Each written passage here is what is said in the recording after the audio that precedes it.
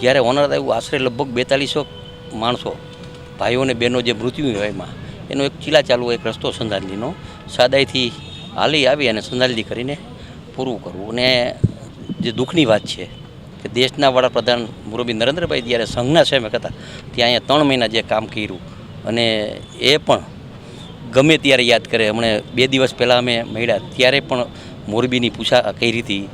એ દુઃખ સાથે આ શ્રદ્ધાંજલિનો પ્રોગ્રામ પૂરો કર્યો અને આ રૂટિન પ્રમાણે આ કાર્યક્રમ હોય છે. આજથી 45 વર્ષ પહેલાં મોરબી ખાતે મચ્છુ ડેમની જે દુર્ઘટના થયેલી એના જે મૃતાત્માઓ માટે આ જે શ્રદ્ધાંજલિનો કાર્યક્રમ હતો એ આપણા નગરપાલિકાની ઓફિસથી વાઘ મંદિર એટલે મણિ મંદિરથી જે પ્રખ્યાત છે ત્યાં સુધી આ મૌન યાત્રા પદયાત્રા કાઢવામાં આવી. અને આજથી 45 વર્ષ પહેલાં જે લોકો મૃત્યુને ભેટ્યા હતા આ કારની ઘટનાના કારણે તેઓને હું મારા દિલના ઊંડાણપૂર્વકથી શ્રદ્ધાંજલિ આપું છું.